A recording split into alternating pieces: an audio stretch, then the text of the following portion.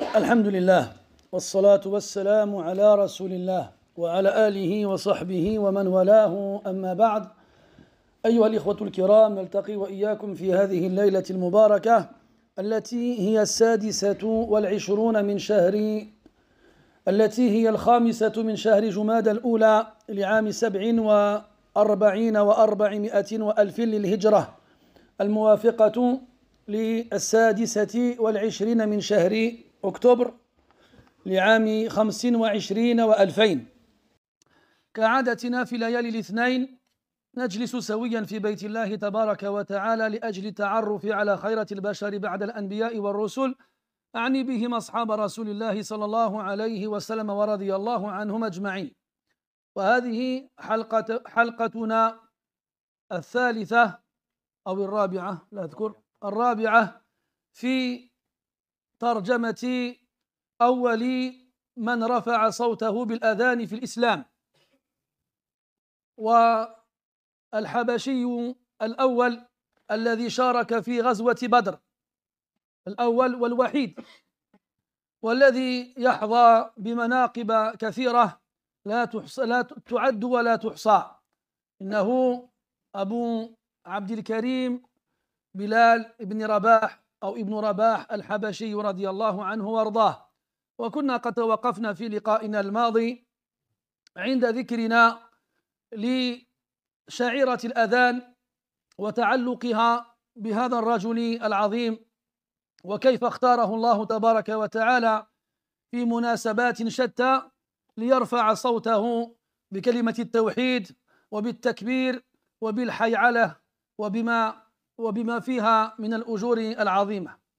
فنسأل الله تبارك وتعالى يوفقنا حتى نواصل حديثنا في ذكر حياة هذا الرجل الفذ، ونسأل الله تبارك وتعالى أن يجعلنا ممن يستمع القول فيتبع أحسنه، أولئك الذين هداهم الله وأولئك هم أولو الألباب. Mes très chers frères, nous nous retrouvons dans cette 5e nuit du mois de Jumada al-Oula de l'an 1447, c'est-à-dire le 26 octobre 2025. Comme chaque dimanche soir, nous nous retrouvons à la mosquée afin de faire connaissance avec l'élite de l'humanité après les prophètes et les messagers, c'est-à-dire les nobles compagnons et compagnes du prophète, alayhi salatu wassalam, qu'Allah les agrée.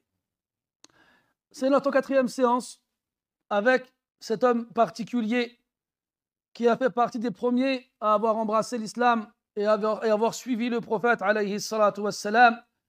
Cet homme qui est le premier à avoir hautement levé sa voix afin de proclamer l'attestation de foi à tous ceux qui peuvent l'entendre. C'est le seul Éthiopien qui a participé à la bataille de Badr et celui qui dispose d'un nombre inquantifiable de mérites auprès d'Allah tabaraka wa ta'ala et d'un amour énorme dans le cœur des musulmans. Il s'agit de Bilal ibn Rabah radiyallahu anhu wa ardah. Et nous nous étions arrêtés la dernière fois sur le lien que cet homme avait avec ce symbole apparent de notre religion qui est l'appel à la prière.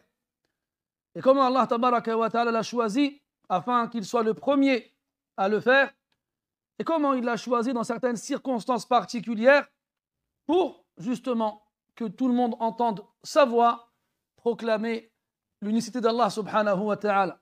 Donc ce soir nous allons continuer à voir ensemble certains aspects de sa vie et certains textes en rapport avec lui, en demandant à Allah tabaraka wa ta'ala de nous compter parmi ceux qui écoutent la parole et la suivent de la meilleure façon. Ce sont certes ceux qu'Allah a guidés et ce sont certes les doués d'intelligence.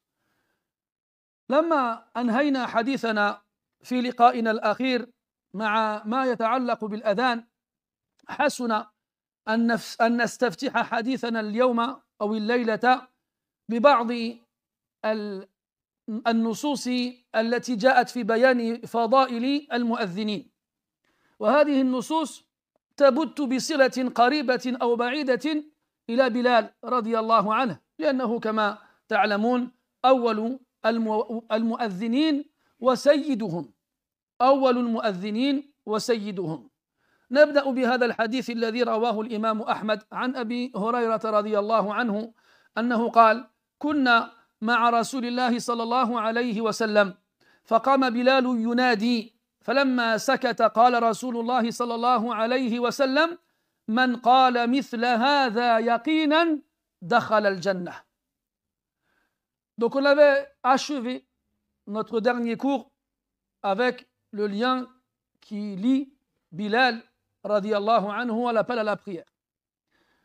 Et donc aujourd'hui on va reprendre nos propos avec des textes qui font référence aux mérites et aux vertus en rapport avec cette action qui est le fait d'appeler à la prière. Action méritoire grandiose, en sachant que ces textes-là auront forcément un lien avec Bilal de près ou de loin, radiyallahu anhu, car il est le premier et le meilleur de ceux qui ont appelé à la prière. Il a été rapporté de la part de certains compagnons, comme Abdullah ibn Mas'ud radiyallahu anhu, يقول لو كنت مؤذنا لما باليت ألا أحج ولا أعتمر ولا أجاهد. Comme il a été rapporté d'après Abdullah ibn Mas'ud radiyallahu anhu, si j'appelais à la prière, je faisais l'adhan, je n'aurais pas eu d'intérêt, ça ne m'aurait pas préoccupé de ne pas avoir fait le grand pèlerinage ou le petit pèlerinage ou d'être parti en guerre. Tellement cette action est grandiose auprès d'Allah subhanahu wa ta'ala. Et parmi donc les textes qu'on va voir ensemble, celui qui a été rapporté par l'imam Ahmad aussi, que l'imam An-Nasa'i rahimahullah ta'ala, d'après Abu Hurayra radiyallahu anhu, qui nous dit qu'ils étaient, donc lui et le reste des compagnons radiyallahu anhum, avec le prophète alayhi salatu wassalam. Et Bilal radiyallahu anhu s'est levé afin de faire l'appel à la prière. Une fois qu'il l'a achevé, le prophète alayhi salatu wassalam a dit: quiconque dit la même chose que celui-ci, en parlant de Bilal, avec certitude, yaqinan. وهذا هو محل الشاهد لأن قدرة رفع الصوت بالأذان موجودة في جميع الناطقين، لكن الذي يفرق بينهم هو ما استقر في قلوبهم عند قيامهم بهذه الشعيرة. فإذا تلبسوا باليقين حالة كونهم رافعين أصواتهم بالأذان استحقوا هذا الأجر. أما أن ينطقوا بألفاظ الأذان من غير شعور يقين ولا غيره فهذا طبعا يؤجرون على النطق لكن لا يبلغون هذا الأجر. Il a dit alayhi salatu wassalam, après que Bilal ait fini de faire l'appel à la prière, quiconque dit la même chose que celui-ci avec certitude, yaqinan, وبضدها تتبين الأشياء. C'est par leurs opposés que les choses deviennent claires. Quel est l'opposé de la certitude? C'est l'incertitude ou le doute. Ça veut dire que celui qui fait l'appel à la prière, avec certitude, dans tous les termes qu'il va prononcer. Nous tous, à partir du moment où on est doué de parole, sommes capables de faire l'appel à la prière. Après, nous serons différents par rapport à la portée de notre voix et la beauté de notre voix, mais à partir du moment où on connaît l'ordre des phrases et les phrases à dire, on est tous capables de faire l'appel à la prière. Qu'est-ce qui va alors les distinguer, ceux qui appellent à la prière? C'est ce qui s'est installé dans leur cœur comme certitude. Et ce sont seulement ceux qui ont atteint cette certitude concernant le sens de chacune des paroles qu'ils prononcent qui auront le droit à cette récompense promise par le prophète alayhi salatu wassalam, comme quoi il rentre au paradis dakhal al-jannah. Quant à celui qui le prononce seulement avec sa langue, sans ressentir quoi que ce soit avec son cœur, lui il sera récompensé pour les phrases qu'il prononce. Seulement, il n'aura pas la même récompense que celui qui le dit avec certitude. وفي هذا الحديث دليل على أن بلالا رضي الله عنه من أهل الجنة وليس الوحيد بل معه غيره كما سنرى لاحقا إن شاء الله تعالى. Et il y a dans ce hadith-là une preuve que Bilal رضي الله عنه fait partie des gens du paradis. فبلال معدود من أصحاب الجنة ومعدود ممن بشر بالجنة قبل أن يتوفى النبي صلى الله عليه وسلم تبليغا منه من الله سبحانه وتعالى. أو تبليغا به من الله سبحانه وتعالى. Donc, Bilal radiyallahu anhu fait partie de ceux à qui le promis a été paradis de leur vivant. De ceux à qui le paradis a été promis de leur vivant, tel que le prophète l'a transmis après avoir reçu la révélation. Donc Bilal fait partie de ceux à qui le paradis, on va y arriver, a été promis de leur vivant, radiyallahu anhu wa arda. وروى الإمام أحمد أيضا عن عبد الله بن عباس رضي الله عنهما أنه قال النبي صلى الله أو قال رضي الله عنهما ليلة أسري بنبي الله صلى الله عليه وسلم دخل الجنة فسمع من جانبها وجسا أي صوتا قال يا جبريل ما هذا؟ قال هذا بلال المؤذن فقال نبي الله صلى الله عليه وسلم حين جاء إلى الناس قد أفلح بلال رأيت كذا وكذا الحديث. Autre hadith rapporté par l'imam Ahmad rahimahullah ta'ala, d'après Abdullah ibn Abbas radiyallahu anhuma, comme quoi la nuit où le prophète alayhi salatu wassalam a fait son voyage nocturne et son ascension céleste, il est rentré au paradis. Et en entrant au paradis, il a entendu un bruit qui lui semblait familier. Alors il demande à Jibril alayhi salam, qu'est-ce que ce bruit? Et là Jibril alayhi salam lui répond, il s'agit de Bilal, celui qui appelle à la prière. Puis, après le retour du prophète alayhi salatu wassalam de ce voyage extraordinaire, il a dit aux gens, j'ai vu Bilal, qad aflaha Bilal. Certes, Bilal, comme on le traduit en français, a remporté la victoire, a gagné. Qad aflaha al-mu'minun, qad aflaha man zakkaha, qad aflaha man tazakka. On avait vu ensemble que al-fi'lu aflaha fi lisan al-arab يتضمن معنيين ولا ينفك أحدهما عن الآخر. فالفلاح في لسان العرب هو الحصول على المطلوب والنجاة من المرهوب، ولا يسمى الشيء فلاحا إلا باجتماع هذين الأمرين فيه. الفلاح en arabe, qu'on traduit nous par le succès ou la réussite ou la victoire ou des choses de ce sens-là, a un sens plus précis en arabe. C'est un terme qui comporte deux sens qui sont indissociables l'un de l'autre. Il ne faut pas les séparer.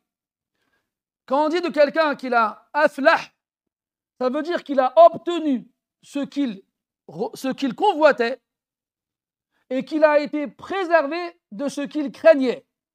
Et on ne peut appeler une chose falah que lorsque ces deux éléments-là se retrouvent dedans. S'il en manque un, on ne l'appellera pas falah. Et il a dit alayhi salatu wassalam, qad aflaha Bilal. Bilal aflah. Il a gagné, remporté la victoire, réussi, obtenu le succès. Il a obtenu ce qu'il convoitait et a été préservé de ce qu'il craignait. Puis il a dit ra'aytu lahu kada wa kada. J'ai vu pour lui au paradis telle et telle chose. وروى ابن أبي شيبة رحمه الله عن زيد بن أرقم أنه قال النبي صلى الله عليه وسلم بلال سيد المؤذنين يوم القيامة ولا يتبعه إلا مؤمن والمؤذنون أطول الناس أعناقا يوم القيامة. Ibn Abi Shayba il rapporte d'après Zayd ibn Arqam radiyallahu anhu que le prophète alayhi salatu wassalam a dit Bilal est le plus noble de ceux qui appellent à la prière le jour de la résurrection. Sayyiduhum. وفي هذا اجتماع السيادة له مرة أخرى بالسيادة الأولى التي ذكرها عمر رضي الله عنه في قوله الذي مررنا عليه سابقا بلال أو أبو بكر سيدنا وأعتق بلالا سيدنا. السيد هو الذي يسود قومه أي يتفوق عليهم بشرفه ونسبه ونبله. السيد en arabe, on le traduit en français par le plus noble. C'est celui qui est plus noble que les autres, celui qui les surpasse dans sa généalogie, dans sa noblesse et dans ses qualités. Ça, Sayyid. جاء في حديث آخر أن بعض الناس قالوا للنبي صلى الله عليه وسلم أنت سيدنا وابن سيدنا فقال عليه الصلاة والسلام السيد هو الله لاجتماع صفات الكمال كلها فيه سبحانه وتعالى. D'ailleurs, dans un hadith, il a été rapporté que des gens sont venus voir le prophète alayhi salatu wassalam et lui ont dit tu es notre maître et le fils de notre maître, Sayyiduna. Et il leur a répondu alayhi salatu wassalam As-Sayyid, ala al-itlaq, le maître de façon absolue, c'est Allah Azza wa Jal. Car c'est lui dans lequel tous les attributs de la perfection se sont réunis. Al-Maqsoud, As-Sayyid, le maître, le plus noble, dans ces sens-là. Donc il a dit, alayhi salatu wassalam, que Bilal est le plus noble de ceux qui appellent à la prière le jour de la résurrection. Et ne suivra Bilal qu'un croyant. Wala yatba'uhu illa mu'min. Et ne suivra Bilal ce jour-là, le jour de la résurrection, qu'un croyant. Firazan min al-munafiqin. Ce qui exclut les hypocrites. Wa amma al-kufar, fa min babi awla. Quant aux mécréants, c'est en priorité. ثم قال والمؤذنون أطول الناس أعناقا يوم القيامة. Et ceux qui appellent à la prière sont les gens qui auront le cou le plus long le jour de la résurrection. Et ça, c'est un détail qu'il est important de préciser. Chez les Arabes, طول العنق كان من علامات الجمال لا سيما في النساء. Chez les Arabes, le long cou était un signe de beauté, précisément chez les femmes. Lorsqu'on voyait une femme avec un long cou, c'était un signe de beauté chez elle. Mais pas seulement chez la femme. Et donc ici, quand on nous dit que les mu'adhdhinoun auront les coups les plus longs le jour de la résurrection, c'est pour nous dire qu'ils seront les gens les plus beaux le jour de la résurrection. وَإِنَّمَا وُصِفُوا بِجَمَالِ أَجْسَامِهِمْ لَمَّا نَطَقُوا بأجمل الكلام وهو كلمة التوحيد والتكبير والدعوة إلى الصلاة وإلى الفلاح. Et pourquoi est-ce qu'ils seront ainsi le jour de la résurrection? Car ils seront récompensés avec les plus belles des apparences ce jour-là, après avoir prononcé ici-bas les plus belles des paroles, ala mada al-ayyam. Tous les jours, et plusieurs fois par jour. Proclamer la grandeur d'Allah Azza wa Jal. Allahu Akbar, Allahu Akbar. Puis, l'attestation de foi. Ashhadu an la ilaha illallah, ashhadu anna Muhammadan Rasulullah. Puis, appeler à la prière et à la réussite. Hayya ala as-salah, hayya ala al-falah. Puis, at-takbir, Allahu Akbar, Allahu Akbar. Puis, kalimat at-tawhid, la ilaha illallah. Il a d'ailleurs été rapporté في حديث صحيح أن المؤذن الذي يرفع صوته بالأذان لا يسمع صوته شيء حتى من الجمادات إلا شهد له بذلك يوم القيامة. Il a d'ailleurs été rapporté que celui qui fait l'appel à la prière, il n'y a pas une chose qui entend sa parole, même parmi les objets inanimés, comme les pierres, l'herbe, les arbres, etc., sans qu'il ne témoigne en sa faveur le jour de la résurrection. Sans qu'il ne témoigne en sa faveur le jour de la résurrection. فإذا كان بلال رضي الله عنه سيد المؤذنين في ذلك اليوم فحري به أن يكون أجمل المؤذنين يوم القيامة وهم أجمل الناس فلك أن تتخيل جماله في ذلك الوقت. Si Bilal رضي الله عنه est le maître de ceux qui appellent à la prière le jour de la résurrection, et que ceux qui appellent à la prière le jour de la résurrection seront les gens les plus beaux, alors on en déduit que Bilal sera le plus beau des gens le jour de la résurrection. رضي الله عنه وارضاه.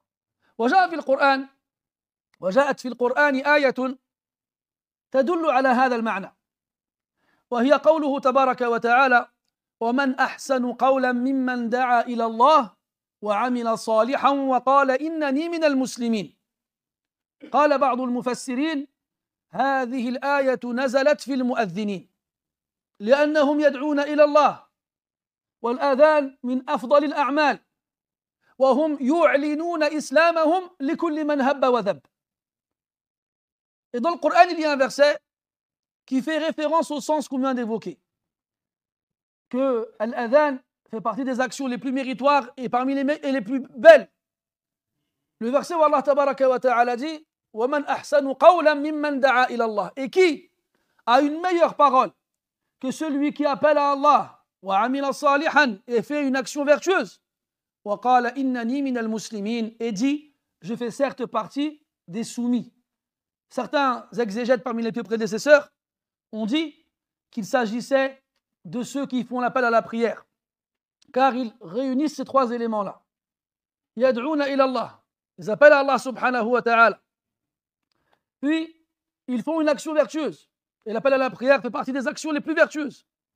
Et enfin, ils disent à tout le monde qu'ils font partie des musulmans, car durant l'appel à la prière, ils disent Ashhadu an la ilaha illallah wa ashhadu anna Muhammadan Rasulullah.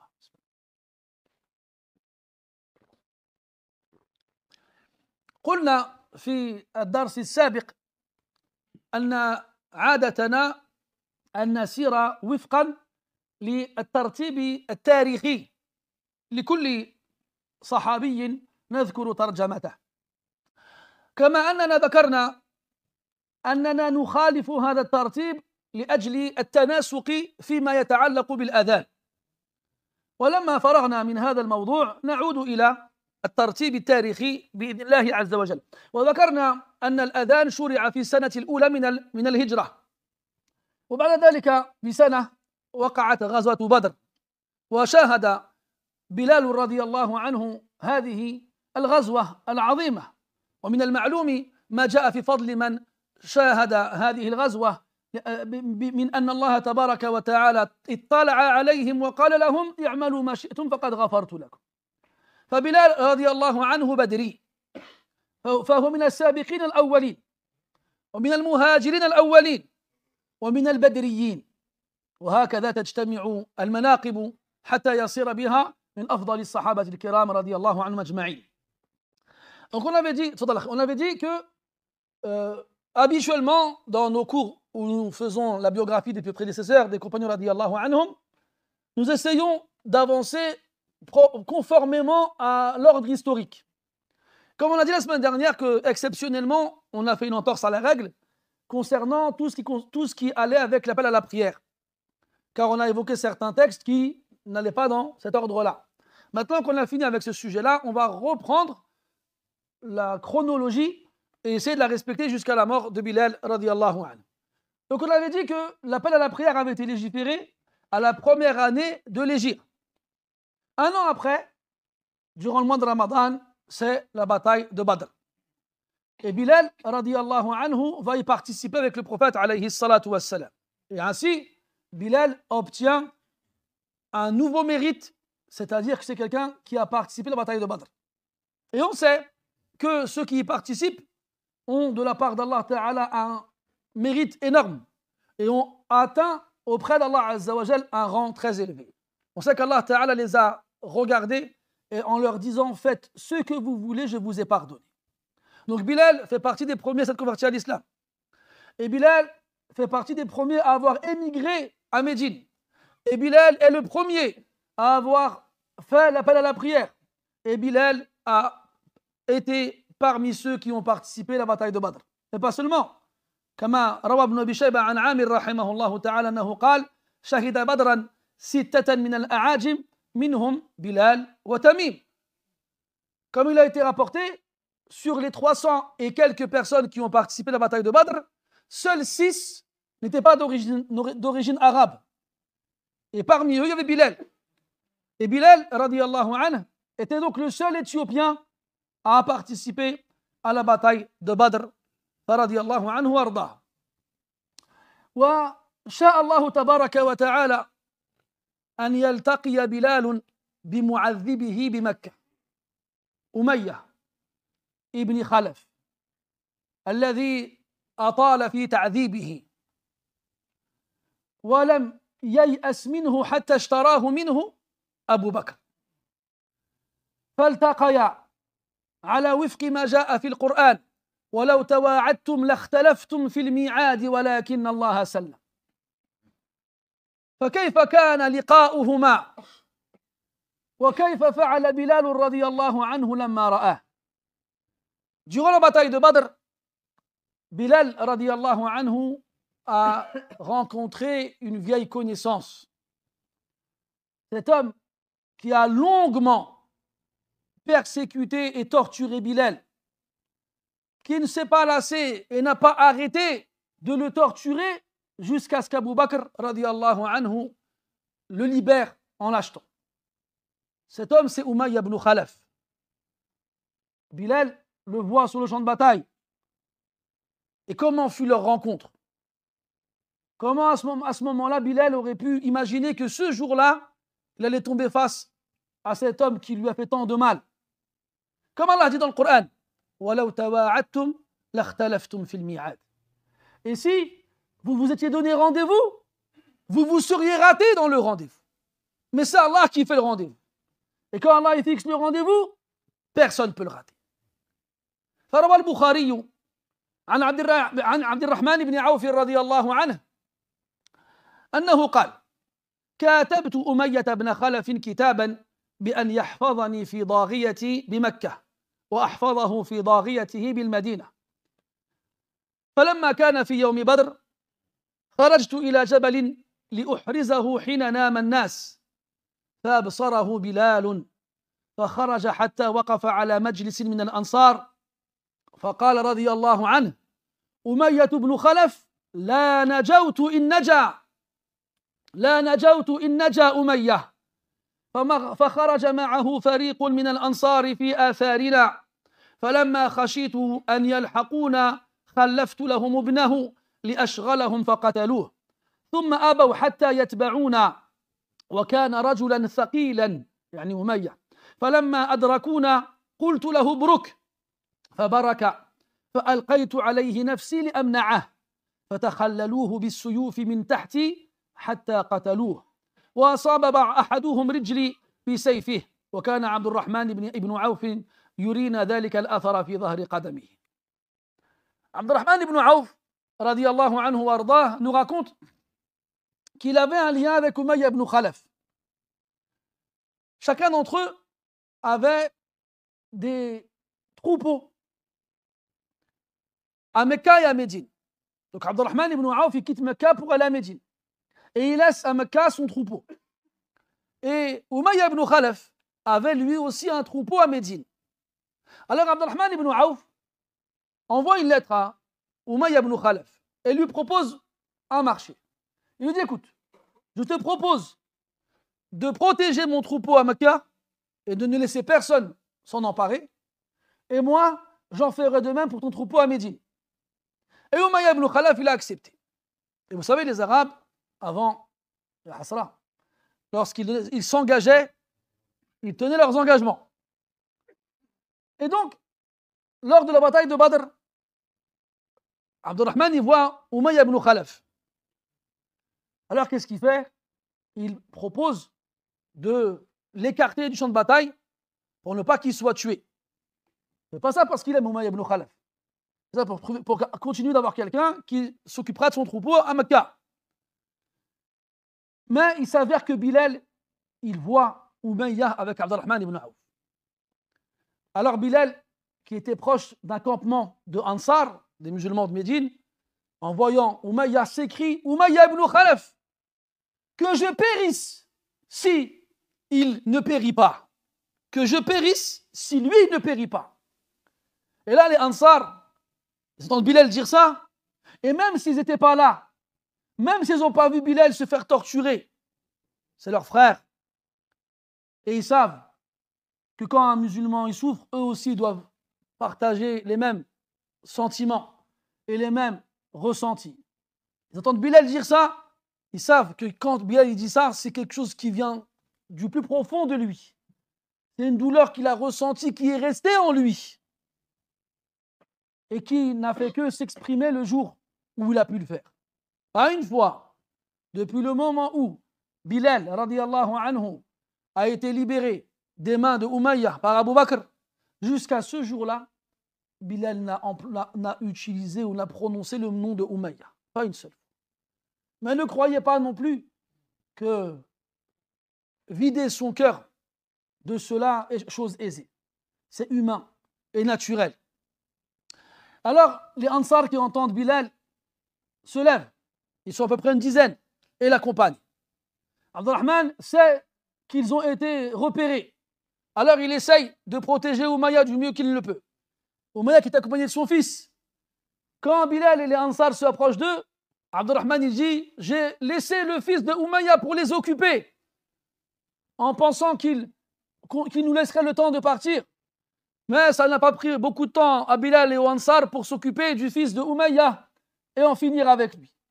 Puis, quand ils sont arrivés au niveau de Abdurrahman et de Umayya, qu'est-ce qu'il a fait Abdurrahman? Il a dit à Umayya, Ubruk, yani, mets-toi au sol, accroupis-toi. Hein? Comme dans le hadith, إذا سجد أحدكم فلا يبرك بروك البعير وليضع يديه قبل ركبتيه وفي رواية وليضع ركبتيه قبل يديه. خليك من هذه الروايات. Il a dit, le buruk, mes frères, c'est le fait de s'accroupir en mettant les genoux en premier, en faire du bruit, en laissant son poids tomber au sol. Vous connaissez le hadith où le prophète sallallahu alayhi wa sallam nous interdit, quand on se prosterne, de nous agenouiller comme le fait le chameau. El buruk. Baraka. Burukan. C'est quand toi tu dis barakallahu fik. Ça ne veut rien dire ça. Baraka burukan fahuwa barikun wa mabrouk. C'est quand tu dis mabrouk l'Eid. Ça ne veut rien dire. Tu sors en arabe de sa tombe là, tu dis mabrouk l'Eid, tu dis qu'est-ce qu'il raconte lui? ماذا يقول هذا الأحمق؟ مبروك العيد, ça ne veut rien dire. Mabrouk, c'est celui qui s'est mis au sol. L'Eid, tu l'as mis au sol, tu l'as couché. Quand tu dis à quelqu'un barakallahu fik, on ne va pas traduire cette phrase là. Tellement elle est insensée. C'est barakallahu fik. C'est Eid Mubarak. Mabrouk, c'est le chien dans 30 millions d'amis. Pour ceux qui ont la ref. Ceux qui ne l'ont pas, ils sont nés hier. Bismillah. Al-Muhim. Abdurrahman il dit à Umayya, Ubruk. Mets-toi au sol. Et Umayya il s'exécute. Et là, Abdurrahman il se met sur lui pour le protéger. Et là, Bilal et les Ansar, avec leurs épées, ils essayent d'atteindre Umayya à travers les ouvertures qu'il y a dans le corps de Abdurrahman. S'il est comme ça sur lui, il y a des ouvertures en bas, il y a des ouvertures. Et ils l'ont tué comme ça. Ils l'ont tué comme ça. Et il y en a un qui a voulu atteindre Umayya et il a blessé le pied de Abdurrahman, sans faire exprès. Mais Abdurrahman ne leur en a pas voulu, même s'il leur a montré sa blessure par la suite. المقصود هكذا شفى الله تعالى صدر بلال لما مكنه على أمية في ذلك اليوم. C'est comme ça qu'Allah tabaraka wa ta'ala a soulagé la poitrine de Bilal de ce sentiment en lui donnant le dessus sur Umayya ce jour-là.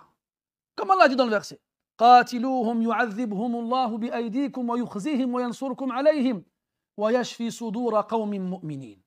ما معنى هذه الآية؟ ويشفي صدور قوم مؤمنين. شفى يشفي, c'est-à-dire guérir. Parce que les croyants ils sont persécutés, ils sont pourchassés, ils sont tués, on les torture. Et il reste des humains. Imagine-toi, tu vois quelqu'un rentre chez toi et prend ta femme, tes enfants, il les tue devant tes yeux. Comment toi, tu vas réussir à effacer ce ressenti dans ta poitrine? Tu vas vivre avec. Et ce sentiment-là, wallah, il est pire à supporter qu'une maladie du cœur. C'est comme une maladie. Et ils sont où ceux qui ont réussi à pardonner ce genre de choses-là? C'était le prophète, alayhi salatu wassalam, lamma qala dhhabu fantum at-tulaqa. C'est lui qui a réussi ça. Mais lui, c'est Sayyidun Nas. C'est le plus noble des gens. Nous, on est des humains normaux. Et même si le mieux est de pardonner, si c'est possible, Allah ne te reprochera pas d'avoir répondu à ta fonction première en tant qu'être humain.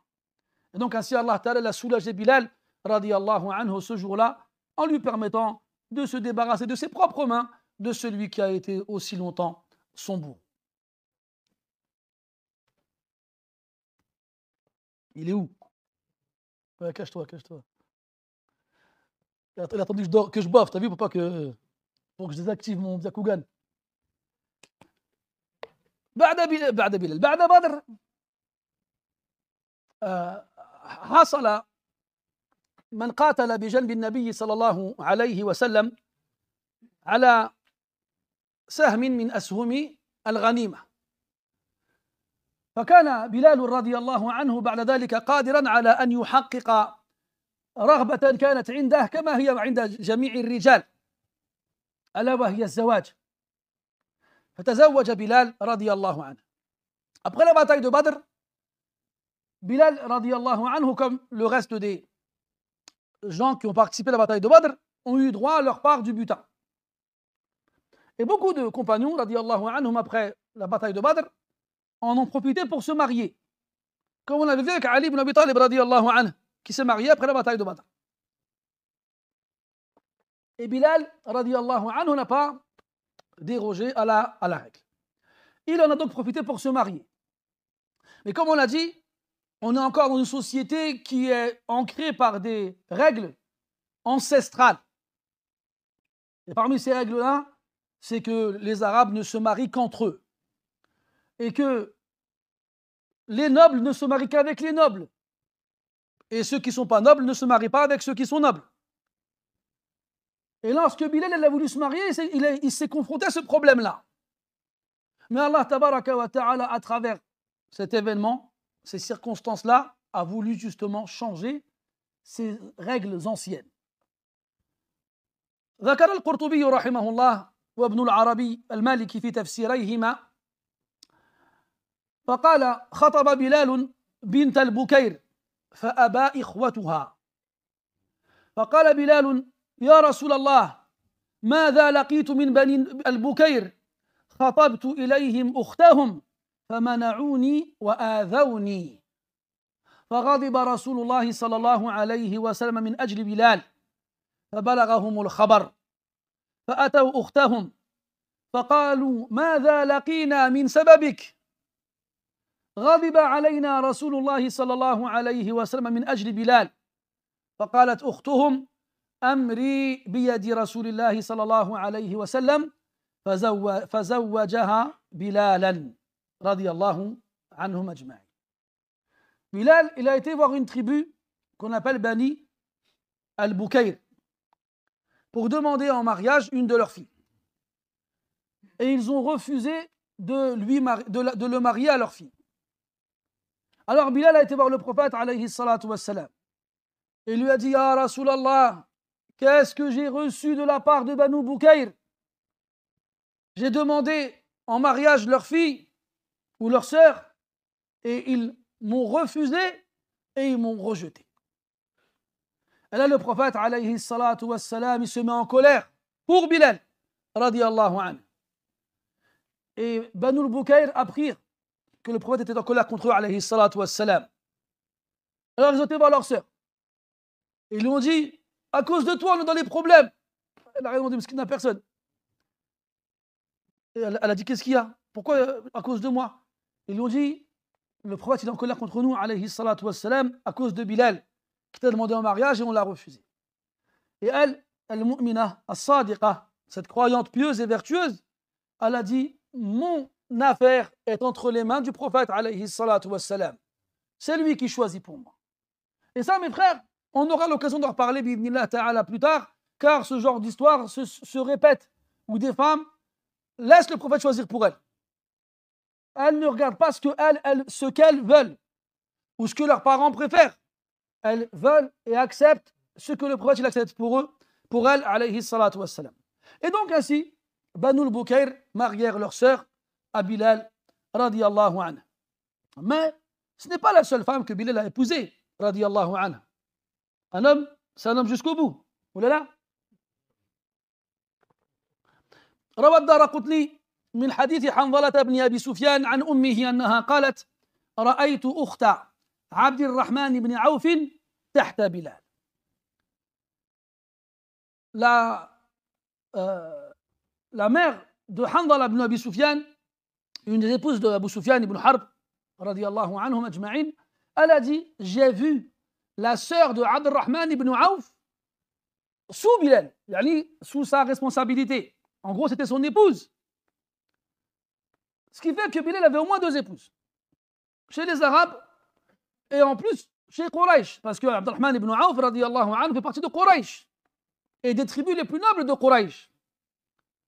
Et donc ainsi, Bilal, radiyallahu anhu, va être un des premiers Éthiopiens, yarhamukallah, à épouser une Arabe, voire même 2 Arabes, dont l'une des 2 appartient à la tribu de Quraysh.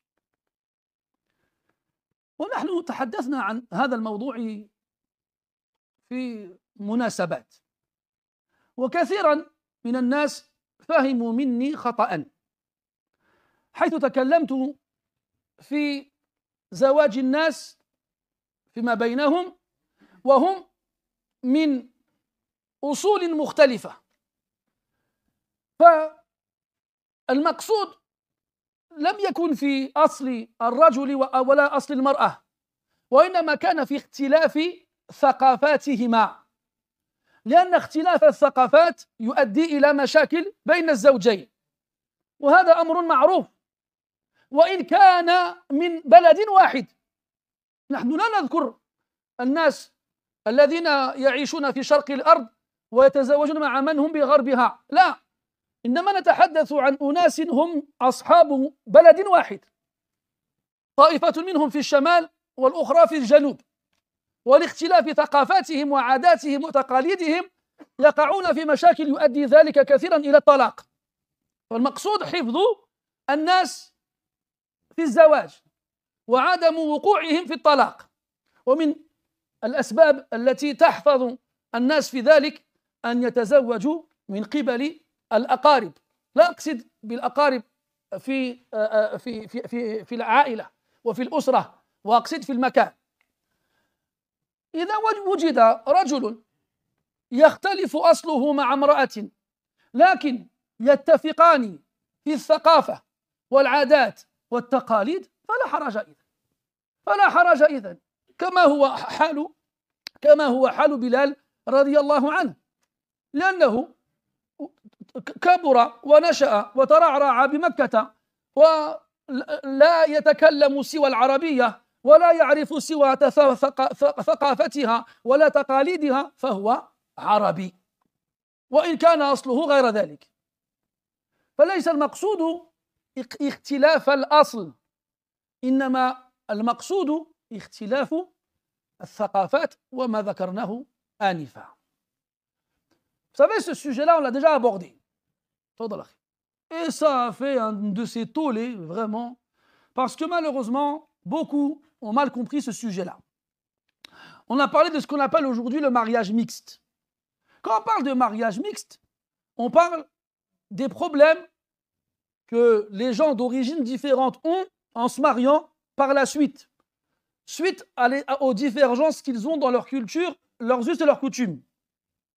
On ne parle pas d'origine, on parle principalement de culture, d'us et de coutumes.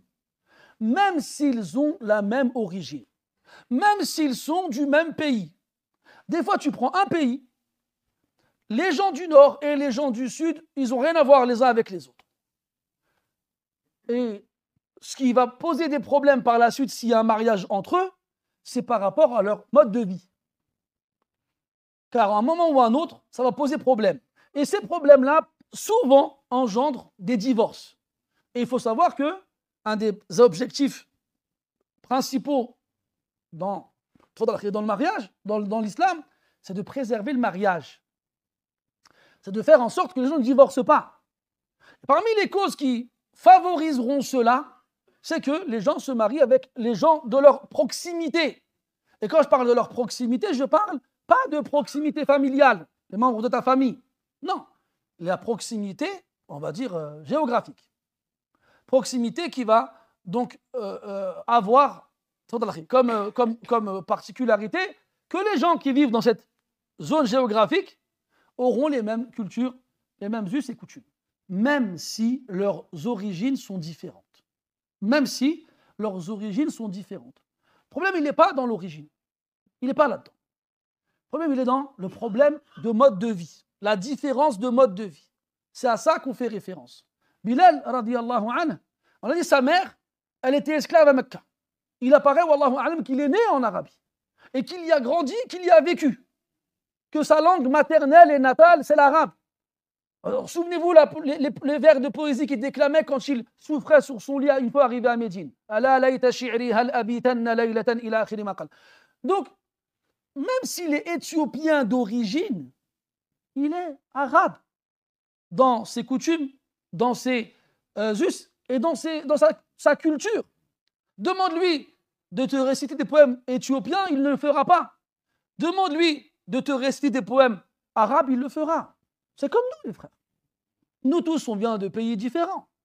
Il y a des Marocains, des Algériens, des Tunisiens, des Maliens, des Sénégalais, des Burkinabés, il y a des Libyens, des Égyptiens, est-ce que vous voulez? Mais beaucoup d'entre nous, on est nés en France. Là, si je demande à l'un d'entre vous, un Marocain par exemple, chante-moi l'hymne national marocain, on va me dire quoi? Il ne saura pas. Si je demande à un autre, donne-moi toi les 5 derniers présidents de ton pays, il ne saura pas. Si je lui demande par contre de me citer un roi français, il le saura.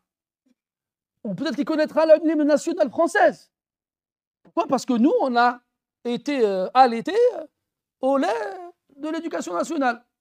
On essaie de se faire vomir, mais il y en a toujours dans nos tripes. Le Mohim, mes frères, donc nous, certes, on est issus d'origines différentes. Certes. Pour ceux qui sont nés en France et qui ont grandi en France et qui n'ont pas d'attache avec leur pays, c'est comme nous, on est tous en train de dire mon pays c'est le meilleur. Ouais, c'est ça. Tiens, va vivre un an là-bas. Vas-y. On va voir si tu vas rester combien de temps. On va voir. Tout ça pour dire que il ne faut pas faire l'amalgame, mes frères. Parce que quand on avait dit ça la dernière fois, ils m'ont tous embêté. Après, il est venu me voir ici, hein, un Guadeloupéen, je crois, converti. Il m'a dit, moi je t'aimais bien. Il m'a dit, je t'aimais bien, j'écoutais tes cours tous les jours, maintenant je ne sais plus quoi faire. Il m'a dit, mais je fais comment, moi? En plus, les convertis, ils ont un jugement différent. Eux, c'est comme des pages blanches, des pages vierges. Il n'y a pas de problème. La plupart du temps, un converti ou une convertie, quand on va se marier avec un arabe ou un africain subsaharien, il n'y a pas de problème. Ils s'adaptent. C'est eux qui vont s'adapter à la culture d'autres, il n'y a pas de problème. Le problème, c'est le choc des cultures. Il est là le problème, mes frères. Et ça ne posait pas de problème, il n'y a pas de ça très longtemps. C'est que quand on est tous venus vivre en France, qu'on a cru qu'on était tous pareils. Certes, dans certaines choses, on est tous pareils. Dans d'autres, on ne l'est pas. Après, maladroitement, je le reconnais, parler des doigts jaunes, c'était peut-être pas une bonne idée, mais c'est un exemple comme un autre. C'est un exemple comme un autre, mes frères. Donc cette histoire avec Bilal, elle nous prouve que c'est possible. Mais de la même façon. Un Malien, par exemple, ça arrive, moi je le connais. Moi je connais quelqu'un, son père, non c'est sa mère. Sa mère elle est sénégalaise. Je ne sais pas dans quelles circonstances elle s'est retrouvée à Casablanca, dans les années 50. Elle s'est mariée avec un Bédaoui. Et elle a vécu toute sa vie là-bas. Ses enfants, c'est des Bédaouines. Pourtant, tu le vois, ils sont plus un Sénégalais qu'un Bédaoui. Et il n'y a pas de problème. Ça n'a jamais posé problème. Pourquoi? Parce que cette Sénégalaise, en s'installant au Maroc, elle a épousé la culture du pays. Comme ce serait le cas si c'était l'inverse. Le problème, il n'est pas dans l'origine. Il est dans le fait d'épouser la culture de l'autre. Si c'est possible, fabiha wa ni'mat. Mariez-vous et ayez beaucoup d'enfants. Et vivez heureux. C'est tout ce que je vous souhaite.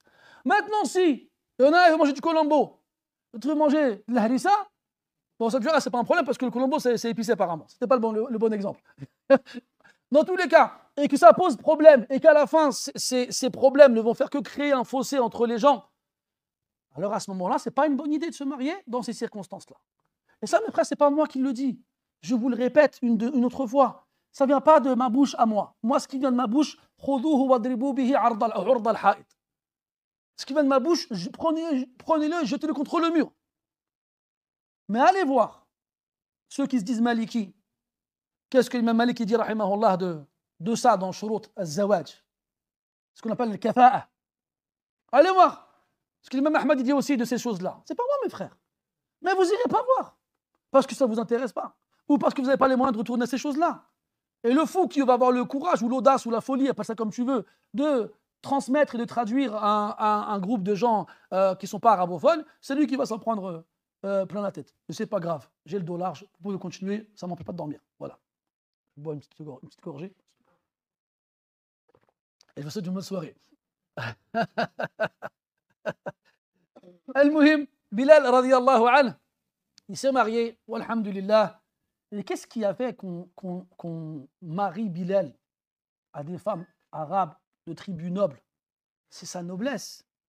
Ce n'est pas une noblesse qu'il a obtenue parce qu'il a gagné de l'argent après la bataille de Badr. Non. C'est une noblesse qu'il avait bien avant la bataille de Badr. En faisant tout ce qu'il a fait, radiyallahu anhu ardah. C'est pour ça que le prophète s'est mis en colère, alayhi salatu wassalam, quand on a refusé de marier Bilal à une des musulmanes. C'est pas tout le monde qui a la même chance que Bilal, parmi les étrangers qui n'étaient pas arabes. C'est arrivé à Salman al-Farisi, radiyallahu anhu. ورد وروي أن سلمان ذهب إلى أبي موسى الأشعري رضي الله عنه أو عنهما لأنه أراد الزواج بإحدى الفتيات فقال له اذهب إلى وليها واخطبها لي فقال أبو موسى رضي الله عنه لبيك فذهب إلى ولي المرأة وخطبها لسلمان فقال الرجل نعم الرجل سلمان لكنه ليس بعربي أما أنت فإذا أردتها فهي لك فتزوجها أبو موسى فلما رجع أبو موسى إلى سلمان سأله سلمان ماذا وراءك؟ قال أبشر قال ماذا؟ ما؟ قال لقد خطبتها لك فأبوا لأنك لست عربيا أما أنا لما رأوني عربيا فاقترحوا علي أن أتزوجها فقبلت فقال فلم يزد سلمان أن قال على أن قال لم تكتب لي فقط. Comme il a été rapporté, Salman al-Farisi radiyallahu anhu, et on en parlera inch'Allah de Salman radiyallahu anhu, un homme extraordinaire. Il voulait se marier avec une fille. Il ne voulait pas marier une fille. Il voulait se marier avec une fille. Bref. Et selon la tradition des Arabes, qui n'est pas que la leur, mais c'est aussi la leur, eh bien, quand tu veux épouser une fille, tu vas envoyer quelqu'un de noble, de réputé, quelqu'un à qui on ne dit pas non, pour la demander à ta place. Prenez de la graine, les frères. Le petit jeune là qui galère là. Moi, j'ai demandé à son père, il m'a dit c'est normal. T'as vu ta tête? Va voir l'imam, دور معاه مزيان.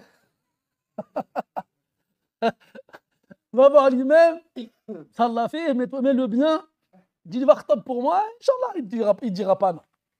Bref. Donc, il va voir Abu Moussa al-Ash'ari radiyallahu anhu, il dit s'il te plaît, il y a une fille que je voudrais demander en mariage, est-ce que tu peux aller la demander en mariage pour moi? Abu Moussa dit bien sûr, avec plaisir, il n'y a pas de problème. Il y va. Il va voir donc le père de la fille que Salman voulait épouser.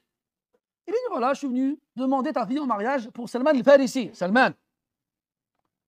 Et là, l'homme, il dit quel merveilleux homme que Salman.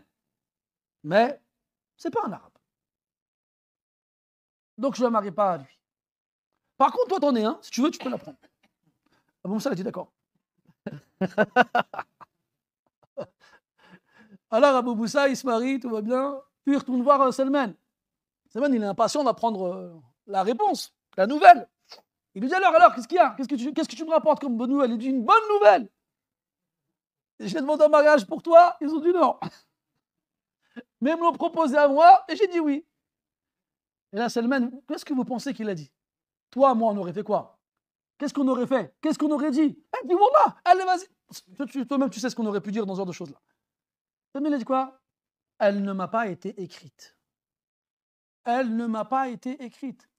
Et tu ne peux pas reprocher à un tuteur de ne pas vouloir marier sa fille pour cette raison-là. Parce qu'il y a des gens qui viennent te dire c'est pas une raison valable. Si, c'est une raison valable. Si.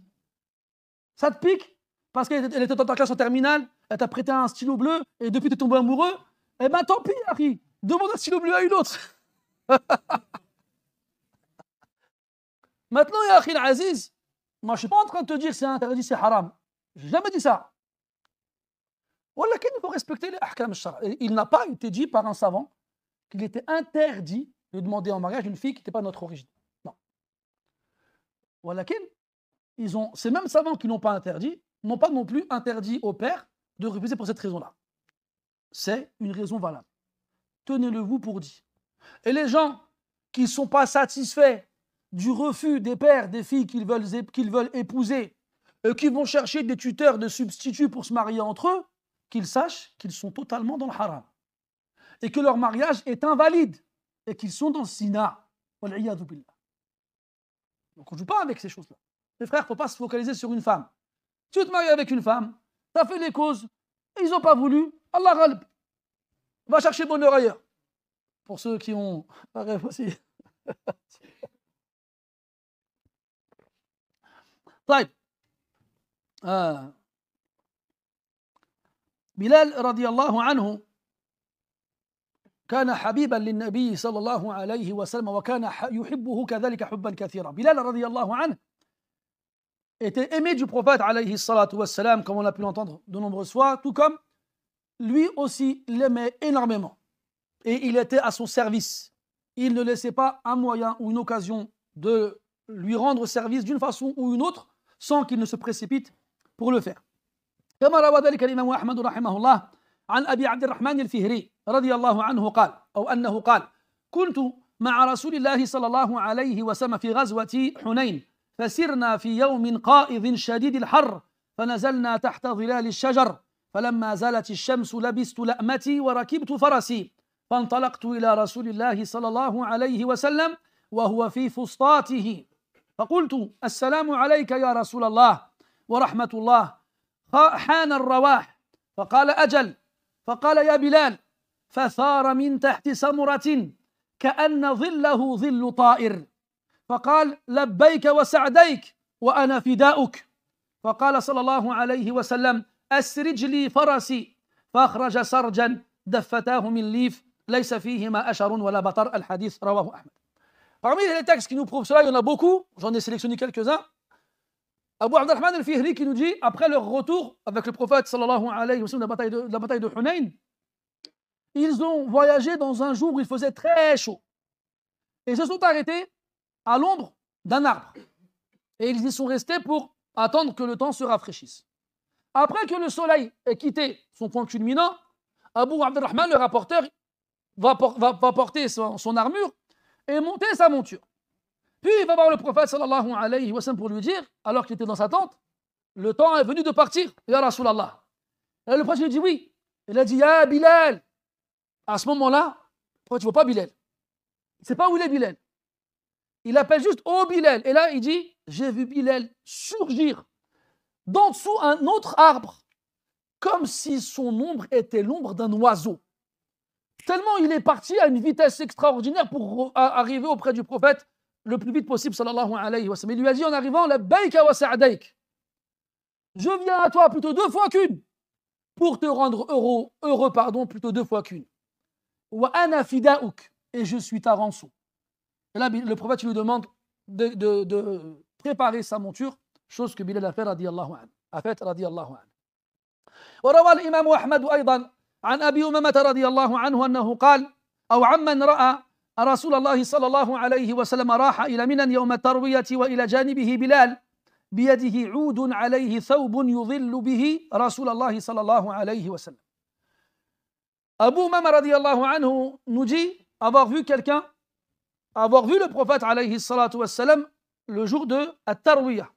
C'est le 8e jour de Dhul Hijjah. C'est le jour qui précède Yawm Arafah, le 9e, lorsqu'on va à Mina pour y commencer le pèlerinage. Et il y avait à ses côtés Bilal, radiallahu anhu, qui avait dans sa main un bâton au bout duquel il avait accroché un vêtement pour faire de l'ombre au prophète, alayhi as-salatu wassalam. وروى الإمام أحمد أيضا عن أنس رضي الله عنهما أو عنه أنه قال بينما نبي الله صلى الله عليه وسلم في نخل لنا ولأبي طلحة يتبرز لحاجته قال وبلال يمشي وراءه يكرم نبي الله صلى الله عليه وسلم أن يمشي إلى جنبه. هذا شيء عجيب جدا.